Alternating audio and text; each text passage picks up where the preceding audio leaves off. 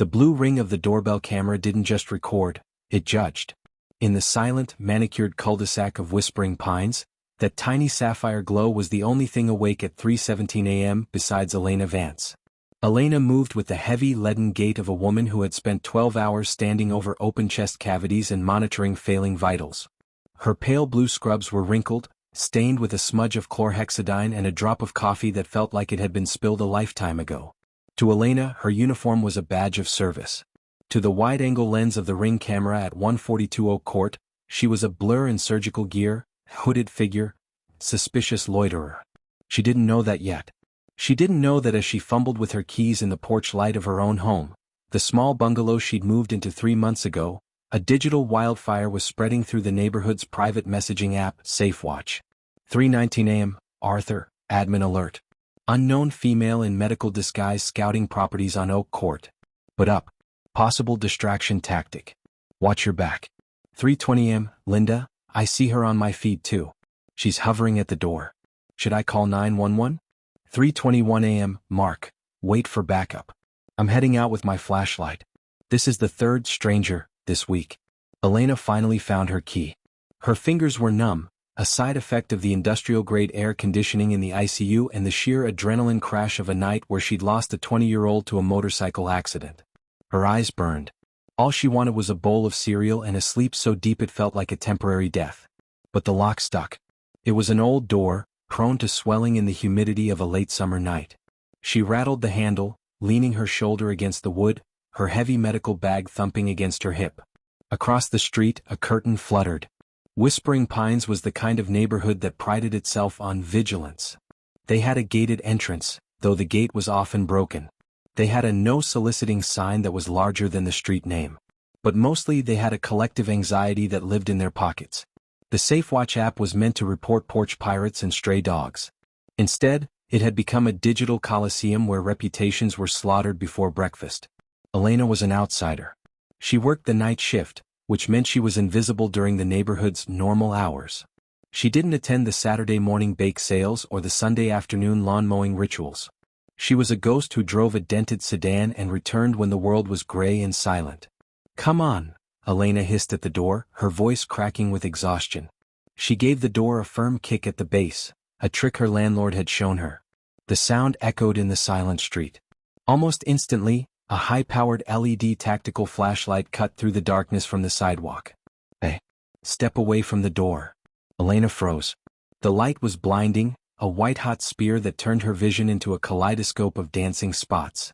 She shielded her eyes with her hand, her heart hammering against her ribs, a rhythm she usually measured in others, now frantic in herself. Who's there? She squinted, her voice trembling. We live here, a man's voice barked. It was Mark, a man from 3 houses down who she'd seen exactly once while taking out the trash. What are you doing? Who are you looking for? I live here, Elena said, her brain struggling to bridge the gap between clinical professionalism and raw fear. I'm Elena. I moved in June. Likely story, another voice joined. A second flashlight clicked on. This was Arthur, the self-appointed captain of the watch.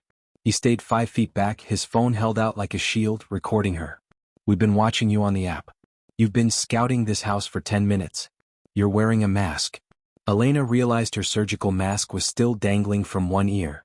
She pulled it off, her face pale and exhausted. I'm a nurse. I just finished a double shift at St. Jude's. Please, I just want to go inside. A nurse? Arthur sneered. At 3 in the morning? Real nurses have badges. It's in my bag, Elena said, reaching down. Don't reach. Mark yelled, stepping forward. Keep your hands where we can see them. The irony was a bitter pill. Elena had spent her night holding the hand of a dying boy, whispering words of comfort to a mother whose world was ending. She had been a hero 4 hours ago. Now, in the driveway of her own home, she was a predator. She looked around. Other porch lights were flickering on. Shadows moved behind windows. The watch was waking up. They weren't coming out to help, they were coming out to witness a capture. I am reaching for my wallet, Elena said, her voice gaining a sharp, clinical edge, the tone she used when a patient became combative. I'm going to show you my ID. And then, I am going to go inside my house and you are going to apologize. But fear is a hallucinogen. To Mark and Arthur, her assertiveness wasn't the confidence of a professional, It was the aggression of a criminal caught in the act. "She's getting hostile," Mark shouted to the empty street. "I've called the police," Linda yelled from her porch across the street, her voice pitched with a performative terror. "They're 3 minutes away. Don't let her run." "Run?" Elena felt a sob rise in her throat, a mix of rage and absolute desolation. "Run where? This is my house. Look at the mailbox. It says Vance." "Anyone can put a name on a mailbox," Arthur said, his eyes narrowed. "You don't fit the neighborhood, lady. We know everyone here. We don't know you. That was the heart of it. You don't fit." Elena looked at the circle of men closing in. They weren't bad people in their own minds. They were protectors. They were keeping the community safe. But in their search for a monster they had become a pack. The suspense shifted from the fear of a break-in to the fear of a mob. Elena backed up against her door, her hands raised. The adrenaline that had kept her going through her shift was gone, replaced by a cold, hollow dread. She realized that even if she showed them her ID, the damage was done. The SafeWatch app would forever have her face archived under suspicious. She would be the nurse who acted weird. She would never be a neighbor. The sirens wailed in the distance, growing louder, tearing through the suburban silence. "Good," Elena whispered, tears finally spilling over. "Let them come." A police cruiser swung around the corner, its blue and red lights painting the white picket fences in a strobe effect of emergency. 2 officers stepped out, their hands hovering near their belts. "Hands up. Everyone hands up," the younger officer shouted. Mark and Arthur immediately pointed at Elena. "There. She was trying to force the door. We caught her in the act." The officer, a man in his late 20s named Miller, looked at Elena. He saw the scrubs. He saw the dark circles under her eyes. He saw the St. Jude's lanyard hanging out of the bag that had fallen to the porch floor. "Ma'am?" Miller asked, his voice softer than the neighbor's. "Do you have ID?" With shaking hands, Elena pointed to her bag. Miller reached down, opened her wallet, and compared her driver's license to the address on the house. He looked at the medical ID, Elena Vance, RN, ICU trauma. He sighed, a long weary sound, and turned to the watch. "Go home," Miller said. "But officer, she was kicking the door." Mark protested. "She was acting incredibly suspicious. Look at the app, everyone saw her."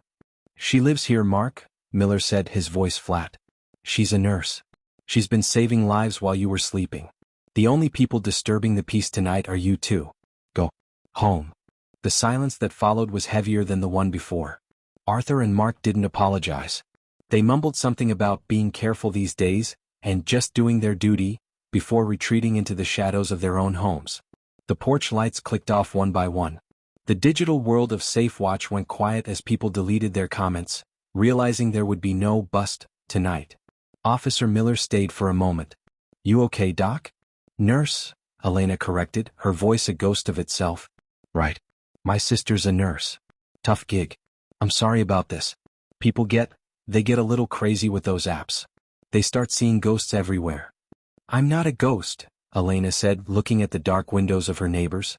"I'm just tired." "Get some sleep," Miller said, tipping his cap before heading back to his cruiser. Elena finally got her door open. She stepped into the dark, quiet hallway of her home. It should have felt like a sanctuary. Instead, it felt like a cage. She walked to her kitchen, but she didn't get cereal. She sat on the floor, her back against the refrigerator, and cried. She cried for the boy she couldn't save at 11 p.m. She cried for the mother who would never sleep again. And she cried because she realized that the neighborhood watch wasn't a shield, it was a mirror. It reflected a world that was so afraid of the dark that it had forgotten how to recognize the light. She checked her phone one last time before plugging it in. A final notification from SafeWatch popped up. 4:05 a.m., Linda, false alarm everyone. Just the new tenant at 142. But still, keep your doors locked. You never know who's really who. Elena deleted the app. 3 weeks later, Elena was in the ER when a man was rushed in, clutching his chest, his face a terrifying shade of gray. It was Arthur. His wife was screaming, "Please? Someone help him. He's not breathing." Elena didn't hesitate. She didn't think about the flashlight in her eyes or the medical disguise comment. She moved with the practiced, lethal efficiency of a healer. She jumped on the gurney, performing chest compressions as they rolled him into the trauma bay. "I've got him," she told the wife, her voice steady and calm. "I'm Elena. I'm your neighbor. And I'm going to do everything I can." As Arthur's heart flickered back to life under her hands, Elena realized the ultimate tragedy of Whispering Pines. They spent all their time watching for an intruder to take their lives, never realizing that the person they were trying to lock out was the only one who knew how to save them.